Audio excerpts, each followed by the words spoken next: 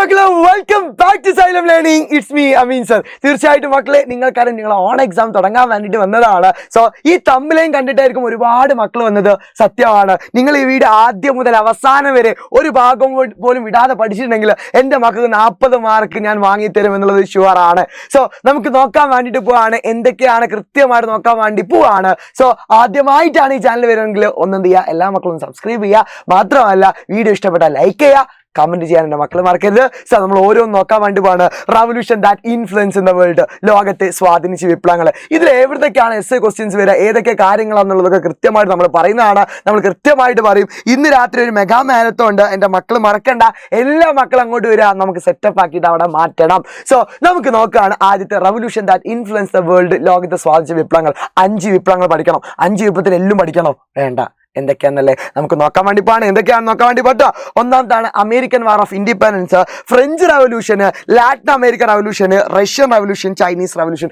ഇത്ര 5 റവല്യൂഷൻസ് ആണ് നമുക്ക് പഠിക്കേണ്ടതുള്ളത്. ഇത് എവിടുന്നൊക്കെയാണ് ക്വസ്റ്റ്യൻസ് വരാൻ നോക്കുക. അത് നമുക്ക് അമേരിക്കൻ റവല്യൂഷൻ തുടങ്ങാം. അമേരിക്കൻ റവല്യൂഷൻ അറിയാലോ. അമേരിക്കൻ റവല്യൂഷൻ ഏറ്റവും ഇമ്പോർട്ടൻറ്റ്, മക്കൾ ഒരിക്കലും മറക്കാതെ, നിങ്ങൾ പഠിച്ചതാണ്, ഏറ്റവും കൂടുതൽ പഠിച്ചതായിരിക്കും, നിങ്ങൾക്ക് ഏറ്റവും കൂടുതൽ അറിയുന്നതാണ്, എന്നാൽ പോലും മറന്നു പോകുന്ന ആദ്യത്തെ സാധനമാണ് നമ്മൾ നോക്കേണ്ടത് മെർക്കന്റലിസ്റ്റ് നിയമം. മക്കളെ ഇമ്പോർട്ടൻ്റ് ആണ്. 4 മാർക്ക് നിങ്ങൾക്ക് ചോദിക്കാം എന്ന് പ്രതീക്ഷിക്കുന്ന ക്വസ്റ്റ്യൻ ആണ്, വാട്ട് ഈസ് മെർക്കന്റലിസ്റ്റ് ലോ. മക്കളെ നോക്കാണ് എന്തൊക്കെയാണ് മെർക്കന്റലിസ്റ്റ് നിയമങ്ങൾ ഉള്ളത് വെച്ചിട്ടുണ്ടെങ്കിൽ ഈ 5 നിയമങ്ങളാണ്. ഈ 5 നിയമങ്ങൾ എൻ്റെ മക്കൾ ചെയ്യണം, കൃത്യമായിട്ട് പഠിച്ചിരിക്കണം. ആദ്യത്തെ ട്രാൻസ്പോർട്ട് ആണ്. ട്രാൻസ്പോർട്ടുമായിട്ട് ബന്ധപ്പെട്ടത് എന്താണെന്ന് എൻ്റെ മക്കൾക്ക് അറിയണം. ട്രാൻസ്പോർട്ട് ചെയ്യാൻ പറ്റിയ 2 കപ്പലേ പറ്റുള്ളൂ. ട്രാൻസ്പോർട്ട് എന്ന് പറഞ്ഞാൽ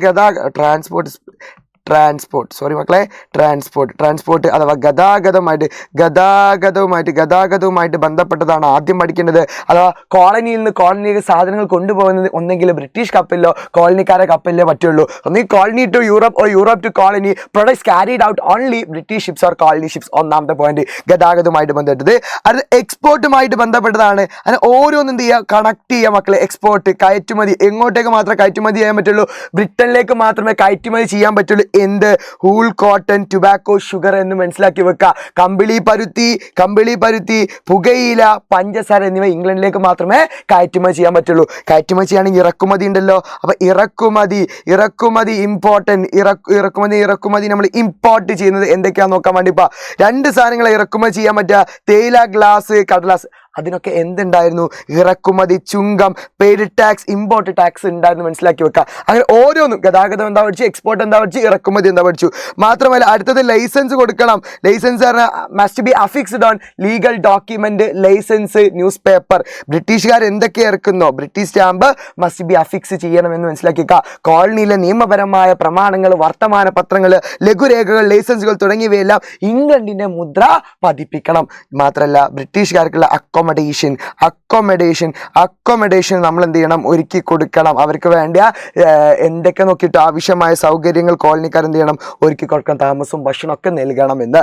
colony must be provide food and quarters for the British troops which were the maintain the colonies maintain ചെയ്യുന്ന ആൾക്കാർക്ക്. സോ ഈ 5 എണ്ണം നിങ്ങൾ എന്ത് ചെയ്യുക, ആ രീതി പഠിക്കുക. ഒന്ന് ട്രാൻസ്പോർട്ട് എന്താ ആലോചിക്കുക, എക്സ്പോർട്ട് എന്താ ആലോചിക്കുക, അതേപോലെ എന്താണ് ഇമ്പോർട്ടൻ്റ് ആലോചിക്കുക, എന്തിനൊക്കെ ലൈസൻസ് വേണമെന്ന് ആലോചിക്കുക, അതേപോലെ തന്നെ എന്തൊക്കെയാണ് അവർ ചെയ്ത് കൊടുക്കേണ്ട മെയിൻറ്റെയിൻസ് എന്നുള്ളത് പഠിച്ചു വെക്കുക. ആ 5 പോയിന്റിലേക്ക് കണക്ട് ചെയ്യുക. സോ എൻ്റെ മക്കൾ സിമ്പിളാവും. ഇതിനേക്കാൾ ചിത്രം വരച്ച് സിമ്പിളാക്കും ഇന്നത്തെ A1 ലൈവ്. മക്കളെ മറക്കണ്ട. അടുത്ത ഇതും ചോദിക്കാൻ ചാൻസ് ആണ് ഐഡിയോളജീസ്. അതിൽ ഏറ്റവും പ്രധാനപ്പെട്ട ഐഡിയോളജി ഈ ആളാണ്. ആരാണ് പ്രാതിനിധ്യമില്ലാതെ നികുതി ഇല്ല എന്ന് പറഞ്ഞത്? എൻ്റെ മക്കൾക്കാരാണെങ്കിൽ എന്ത് ചെയ്യാൻ, മക്കൾ കമന്റ് ചെയ്യണേ. ആരാണ് ഏറ്റവും കൂടുതൽ കമന്റ് ലൈക്ക് ഇട്ടാൽ പറയാൻ പറ്റില്ലല്ലോ. സോ ഇവരെ പേരെന്താ മക്കൾ? ഒന്ന് പറഞ്ഞേ. ജെയിംസ് ഓട്ടീസ് ആണ് എന്ത് പറഞ്ഞത്? പ്രാതിനിധ്യമില്ലാതെ നികുതിയില്ല.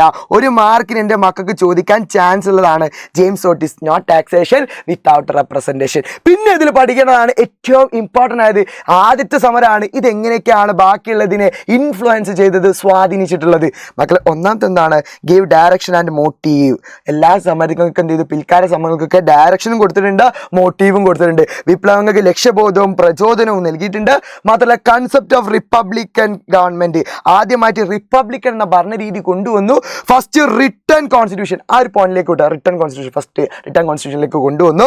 മറ്റേ contribute concept of federalist system. ഇപ്പോൾ കോൺട്രിബ്യൂട്ട് കൺസെപ്റ്റ് ഫെഡറലിസ്റ്റ് ഉണ്ട്, റിപ്പബ്ലിക് ഉണ്ട്, ഫസ്റ്റ് റിട്ടേൺ കോൺസ്റ്റിറ്റ്യൂഷൻ ഉണ്ട്, അതേപോലെ ഗീവ് ഡയറക്ഷൻ ആൻഡ് മോട്ടീവ്. അതിലേക്ക് ബാക്കിയുള്ള പോയിന്റ്സ് കണക്ട് ചെയ്യുക. അപ്പോൾ കുറച്ചും കൂടി സിമ്പിൾ ആയിട്ട് മക്കളെ. അപ്പോൾ സംസ്ഥാനങ്ങൾക്ക് അവർക്ക് സ്വാതന്ത്ര്യവും അധികാരവും നൽകുന്ന ഫെഡറൽ രാഷ്ട്രം എന്ന ആശയം ലോകത്തേക്ക് എന്ത് ചെയ്തു നൽകിയിട്ടുണ്ട്. ഈ 3 ക്വസ്റ്റ്യൻസ് എന്തായാലും മക്കള് അമേരിക്കൻ റവല്യൂഷൻ എന്ന് പഠിച്ചേക്കണം. അങ്ങനെയാണെങ്കിൽ ഫ്രഞ്ച് റവല്യൂഷൻ എന്താ ചോദിക്കുക? ഉറപ്പാണ് ആദ്യം ചോദിക്കാൻ പോകുന്ന ഫ്രഞ്ച് സൊസൈറ്റി എന്താണെന്ന് ചോദിക്കും. മക്കളെ what are the difference between first estate and second estate? എന്തെങ്കിലും ഡിഫറൻസ് ഉണ്ടോ? ചെറിയ ഡിഫറൻസ് ഉള്ളൂ. ഏകദേശം രണ്ടും എന്താണ് ഒരേപോലെയാണ്. ഫസ്റ്റ് എസ്റ്റേറ്റിൽ ആരാണ്? ക്ലർജീസ് ആണെങ്കിൽ പുരോഹിതന്മാരാണെങ്കിൽ, സെക്കൻഡ് എസ്റ്റേറ്റ് നോബിലിറ്റി പ്രഭുക്കന്മാരാണുള്ളത്. നോക്കിക്കോളി, ഇവർക്ക് എക്സംപ്റ്റഡ് ഫ്രം ഓൾ ടാക്സസ്, ഇവർക്ക് എല്ലാ നികുതിയും ഒഴിവാക്കി വരുന്നു. ഇവർക്ക് എന്താണ്? Exempted from all taxes. മാത്രമല്ല ഇവർക്ക് ഹെൽഡ് വാസ്റ്റ് ലാൻഡ് ഉണ്ടായിരുന്നു. ഇവർക്ക് എന്തുണ്ട്? ഇവർക്കും ഹെൽഡ് വാസ്റ്റ് ലാൻഡ് ഉണ്ട്, വിശാലമായ ഭൂപ്രദേശമുണ്ട്. മാത്രമല്ല ഇവർ കളക്റ്റഡ് ടാക്സ് ഫ്രം തിദേ, കർഷകരിൽ നിന്ന് തിദേ എന്ന പേരിൽ നികുതി പിരിക്കുന്നു. ഇവർ collected various tax from the farmers. മാത്രമല്ല ഫാമേഴ്സിനോട് വിത്തൗട്ട് വേജ്, വേതനം നൽകാതെ പോലും കർഷകർ എന്ത് ചെയ്തിരുന്നു? ആ കാലത്ത് പണിയെടുപ്പിച്ചിരുന്നു. മാത്രമല്ല ഇവർ control higher position administrative and military service ചെയ്യാമായിരുന്നു. അഥവാ സൈനിക സേവനത്തിലും അതേപോലെ ഉയർന്ന പദവികൾ എന്ത് ചെയ്തിരുന്നു? അവർ ഭരിച്ചിരുന്നു. ഇവർ എന്ത് മാത്രമേ ഉള്ളൂ? എൻഗേജ് മിലിറ്ററി സൈനിക സേവനത്തിൽ മാത്രമായിരുന്നു സേവനം നടത്തിയത്. ഏകദേശം തുല്യമായിരുന്നു. 2 പേർക്ക് എക്സംപ്റ്റഡ് ടാക്സസ്, എല്ലാവർക്കും ഹെൽഡ് വാസ്റ്റ് ലാൻഡ്. ഇവരായിരുന്നു അവിടുത്തെ ഏറ്റവും വലിയ എസ്റ്റേറ്റുകാർ അല്ലെങ്കിൽ ഏറ്റവും വലിയ ആൾക്കാർ എന്ന് പറഞ്ഞിട്ടുണ്ടെങ്കിൽ. പക്ഷെ അതേപോലെയല്ല തേർഡ് എസ്റ്റേറ്റുകാർ. തേർഡ് എസ്റ്റേറ്റിൽ ഉണ്ടായിരുന്ന ആൾക്കാരൊക്കെയാണ് കച്ചവടക്കാരുണ്ട്, എഴുത്തുകാരുണ്ട്, അഭിഭാഷകരുണ്ട്, ഉദ്യോഗസ്ഥരുണ്ട്, അധ്യാപകരുണ്ട്, ബാങ്കന്മാരുണ്ട്. ഒരു 4 പഠിച്ചു, 6 4 പഠിച്ചു വെക്കുക. എന്നാൽ മക്കൾക്ക് 3 കിട്ടുള്ളൂ. എന്നാൽ എഴുതുമ്പോൾ 2 ശരിയാവുള്ളൂ. അതുകൊണ്ട് തന്നെ നിങ്ങൾ എന്താണ് 6 പഠിച്ചു വെക്കുക. ഇവരായിരുന്നു മധ്യവർഗ്ഗക്കാർ. അന്ന് ഫ്രഞ്ചിലുണ്ടായി. ഇവർക്ക് എന്തായിരുന്നു അവിടുത്തെ സ്റ്റാറ്റസ് എന്ന് വെച്ചിട്ടുണ്ടെങ്കിൽ ലോ സോഷ്യൽ സ്റ്റാറ്റസ്, സമൂഹത്തിൽ താഴ്ന്ന പദവി. Pay tax to clergy and nobles, പ്രഭുക്കന്മാർക്കും പുരോഹിതന്മാർക്കും നികുതി നൽകണമായിരുന്നു. നോ റോൾ ഇൻ അഡ്മിനിസ്ട്രേഷൻ, ഭരണകാര്യത്തിലൊന്നും ആരും അവകാശവുമില്ല. പേ ടാക്സ് നെയിംലി തൈലേ എന്ന് പറഞ്ഞിട്ട് കൊടുക്കണം. ഇതേ ഫസ്റ്റ് എസ്റ്റേറ്റ് ആണ്. തൈല എന്താണ്? ഇവിടുത്തെ എസ്റ്റേറ്റുകാർക്കും കൊടുക്കണം എന്നുള്ളതാണ്. അത് എൻ്റെ മക്കളെ പഠിച്ചു വെക്കുക, നന്നായിട്ട് പഠിച്ചു വെക്കുക. ഫസ്റ്റ് എസ്റ്റേറ്റ് ചോദിക്കാറുണ്ട്. അതേപോലെ അടുത്തൊരു ക്വസ്റ്റ്യൻ ആണ്, എന്തൊക്കെയായിരിക്കും നെപ്പോളിയന്റെ ഭരണ പരിഷ്കാരങ്ങൾ? മക്കളെ പബ്ലിക് എക്സാമിന് കണ്ടിട്ടില്ലെങ്കിലും ഓണം എക്സാമിന് ഏറ്റവും കൂടുതൽ കണ്ട ക്വസ്റ്റ്യൻ ആണ്, എന്താണ് നെപ്പോളിയന്റെ ഭരണ പരിഷ്കാരങ്ങൾ? അതെൻ്റെ മക്കൾ പഠിച്ചു വെക്കണം. ഒന്നാമത്താണ് farmers were made the owners of the land, കർഷകർ എന്താക്കിയിട്ടുണ്ട്? കൃഷിഭൂമിയുടെ ഉടമകളാക്കിയിട്ടുണ്ട്. State control over the clergy, പുരോഹിതന്മാരുടെ മേൽ രാജ്യത്തെ നിയന്ത്രണം ഏർപ്പെടുത്തിയിട്ടുണ്ട്. Formed sinking fund aim to avoid the public ഡെപ്റ്റ്, പൊതുകടം ഇല്ലാതാക്കാൻ സിങ്കിങ് ഫണ്ട് എന്ന പേരിൽ ഒരു പ്രത്യേക ഫണ്ട് രൂപിച്ചിട്ടുണ്ട്. Establish bank of France in centralise finance, സാമ്പത്തിക പ്രവർത്തനങ്ങൾക്കായിട്ട് ബാങ്ക് ഓഫ് ഫ്രാൻസ് സ്ഥാപിച്ചു. Construct several roads for transportation, ഗതാഗത പുരോഗതികൾക്കായിട്ട് നിരവധി റോഡുകൾ നിർമ്മിച്ചിട്ടുണ്ട്. Prepared A new code of law by codifying the existing laws, നിലവിലുള്ള നിയമങ്ങൾ ക്രോഡീകരിച്ച് പുതിയ നിയമ സംഹിത ഉണ്ടാക്കി. മക്കൾ ഇത് പഠിക്കാനുള്ള ഒരു ചെറിയൊരു കോഡ് ഉണ്ട്. ആ കോഡിന് 4 പോയിന്റ് ഞാൻ വെക്കും. ആ 4 പോയിന്റിലേക്ക് കണക്ട് ചെയ്ത് പഠിക്കാൻ കഴിയും. സോ ഇന്നത്തെ 7 മണിൻ്റെ ക്ലാസ്സിൽ ഞാൻ അത് നിങ്ങൾക്ക് പഠിപ്പിച്ചു തരുന്നതാണ്, സെറ്റ് ആക്കുന്നതാണ്. എൻ്റെ മക്കളും മറക്കണ്ട. സോ അതും കഴിഞ്ഞിട്ടുണ്ട്. പിന്നെ നിങ്ങൾക്ക് ലാറ്റിൻ അമേരിക്ക, നിങ്ങൾക്ക് ഒരുപാട് ആൾക്ക് ഡൗട്ട് ഉണ്ടോ? ലാറ്റിൻ അമേരിക്ക കുറേ പഠിക്കണ്ടോ? ലാറ്റിൻ അമേരിക്ക നിങ്ങൾ പഠിക്കേണ്ട ഈ ക്വസ്റ്റ്യൻ മാത്രം പഠിച്ചാൽ മതി. ഈ ക്വസ്റ്റ്യൻസ് മാത്രം പഠിച്ചു വെക്കുക. ഇതിൻ്റെ നേതാക്കന്മാരെ പേര് പഠിച്ചേക്കാം. നേതാക്കന്മാരുടെ പേര് ആരാണെങ്കിൽ ഒന്ന് കമൻറ്റ് ചെയ്യട്ടോ. ഞാൻ ഇതിൽ കൊടുത്തില്ല, നിങ്ങൾക്ക് അറിയാൻ നോക്കട്ടെ. ആരൊക്കെ കമൻറ്റ് ചെയ്യാൻ നോക്കട്ടോ. ഒന്നാണ് Francisco Miranda, Jose de San Martin, Simon Bolivar. Class ഇഷ്ടപ്പെടുന്നെങ്കിൽ ലൈക്ക് അടിക്കണം. എൻ്റെ മക്കൾ മറക്കരുത്. ഈ വീഡിയോ ഷെയർ ചെയ്ത് കൊടുക്കണം നിങ്ങളുടെ ഗ്രൂപ്പിലേക്ക്. ഇത് മാത്രം പഠിച്ചു പോകണം എന്ന് പറഞ്ഞിട്ട് ഷെയർ ചെയ്ത് കൊടുക്കാം കേട്ടോ. സോ എന്തൊക്കെയാണ് ഇതിന് ഒരു 6 മാർക്കും ചോദിച്ചാൽ ഇതിൻ്റെ മൊത്തം പോയിന്റും പറഞ്ഞു തരാൻ പോവാ. 6 മാർക്ക് എസ് ലാറ്റിൻ അമേരിക്ക വന്ന്. എന്നാൽ പോലും നിങ്ങൾ പേടിക്കേണ്ട. നോക്കാണ്, യൂറോപ്പിൽ കോളനി ഭരണം ലാറ്റിൻ അമേരിക്കന്മാരെ എങ്ങനെയാണ് ബാധിച്ചത്? ആദ്യം എൻ്റെ മക്കൾക്ക് അറിയാണല്ലോ ലാറ്റിൻ അമേരിക്ക ആരെ ഭരിച്ചിരുന്നത്? നിങ്ങൾക്ക് അറിയാം, സ്പെയിൻ ആൻഡ് പോർച്ചുഗീസുകാരായിരുന്നു എൻ്റെ അവിടെ ഭരിച്ചിരുന്നത്. അമേരിക്ക ആരായിരുന്നു? അമേരിക്ക നമ്മൾ അഥവാ നമ്മൾ ബ്രിട്ടൻകാരാണെങ്കിൽ ലാറ്റിനിൽ സ്പെയിൻ ആൻഡ് പോർച്ചുഗീസാണ്. നല്ല രസം കേട്ടോ. ഇവരവിടെ ഭരണം നടത്തി. അവരെന്തൊക്കെ ചെയ്താരോ? ഈ സ്പെയിനുകാരും പോർച്ചുഗീസുകാരും പ്രൊപ്പഗേറ്റഡ്, അവർ പ്രചരിപ്പിച്ചു their language, religion and customs, അവരുടെ ഭാഷ, മതം, ആചാരം അവിടെ പ്രചരിപ്പിച്ചു. They build houses and churches in Spanish style, അവരുടെ രീതിയിലുള്ള വേദാലയങ്ങൾ, സ്പാനിഷ് സ്റ്റൈലിൽ എന്ത് ചെയ്തു? ചർച്ചുകൾ, വേദാലയങ്ങൾ, സെവറൽ സ്കൂൾസ്, അതേപോലെ വിദ്യാലയ സ്ഥാപനങ്ങളൊക്കെ എന്ത് ചെയ്തു? അവിടെ ഇംപ്ലിമെന്റ് ചെയ്തു. സ്പാനിഷ് സിസ്റ്റം ഓഫ് എഡ്യൂക്കേഷൻസ് അവിടെ കൊണ്ടുവന്നു. സ്പാനിഷ് സ്ഥാപിക്കുകയും അതേപോലെ വിദ്യാലയങ്ങളൊക്കെ സ്പാനിഷ് സിസ്റ്റം കൾട്ടിവേറ്റ് അല്ല കൊണ്ടുവന്നു.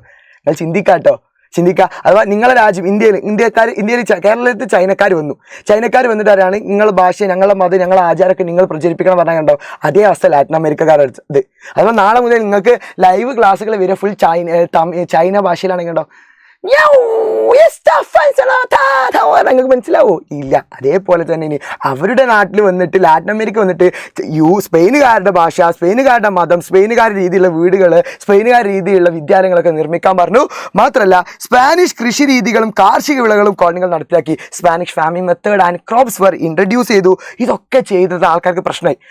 സ്വാഭാവികമായിട്ട് ഇതിന് പുറമെ എന്ത് ചെയ്തറിയോ, new diseases spread from the Europeans to the Latin American. അതേപോലെ യൂറോപ്പിൽ നിന്നിട്ട് പുതിയ രോഗങ്ങളും ലാറ്റിൻ അമേരിക്കൻ ജനതയിലേക്ക് പകർന്നു. സ്വാഭാവികമായിട്ട് അവിടെ എന്ത് പറഞ്ഞു, racial discrimination was enforced towards the native in all walks of life. എല്ലാ രംഗങ്ങളും വംശീയ വിവേചനം ഉണ്ടായി. സ്വാഭാവികമായിട്ട് അവിടുന്ന് they looted the resource and wealth of the Latin American people. Latin American ജനതയുടെ സമ്പത്ത് വിഭവങ്ങളും കൊള്ളയടിച്ചു. അതോടെ എന്ത് ചെയ്യാണ്, അടിമകളെ പോലെ പണിയിടിച്ചപ്പോഴാണ് എന്ത് ചെയ്തത്, അവർ ഇതിനെതിരെ പോരാടുകയും സമരം നടത്തുകയും ചെയ്തു. ആ നേതാക്കന്മാരുടെ പേര് നിങ്ങൾക്കറിയാലോ, ജെയിംസ് ഓട്ടീസ് അല്ല, അത് അമേരിക്കൻ വിപ്ലവത്തിനാണ്. Jose de San Martin, Simon Bolivar, Francisco Miranda. ആ 3 പേരിൻ്റെ മക്കൾ പഠിച്ചു വെക്കുക. സോ എയ്മണിൻ്റെ ലൈവ് ഉണ്ട്, ഞാൻ വീണ്ടും ഓർമ്മ വരുത്താണ്, കാരണം നിങ്ങൾ നഷ്ടപ്പെടുത്തരുത്. എൻ്റെ മക്കൾക്ക് അടിപൊളിയായിട്ട് അവിടെ ക്ലാസ് എടുത്ത് തരുന്നതാണ്. സോ ഇനി അടുത്തതാണ് പബ്ലിക് അഡ്മിനിസ്ട്രേഷൻ. പബ്ലിക് അഡ്മിനിസ്ട്രേഷൻ ഒരൊറ്റ ക്വസ്റ്റ്യൻസ് അല്ലെങ്കിൽ ഇതിൽ എന്തൊക്കെ വരും എന്നുള്ളത് കൃത്യമായിട്ട് ചർച്ച ചെയ്യാൻ വേണ്ടി പോവാണ്. ഈ 4 കാര്യങ്ങൾ എൻ്റെ മക്കൾ പഠിച്ചാൽ പബ്ലിക് അഡ്മിനിസ്ട്രേഷൻ കഴിഞ്ഞ് ഇതേപോലെ ഞാനൊരു വീഡിയോ ഇടുന്നുണ്ട്, അതിൽ ഈ 4 കാര്യം കൃത്യമായിട്ട് ഞാൻ ചർച്ച ചെയ്യുന്നതാണ്. സോ നമുക്ക് അവിടെ വെച്ച് കാണാം. So bye bye, see you, love you all. ഉഷാറായി പഠിക്കുക, അടിപൊളിയാക്കുക. നമുക്ക് ഈവൻ്റ് ലൈവ് കാണാം. Bye bye, see U.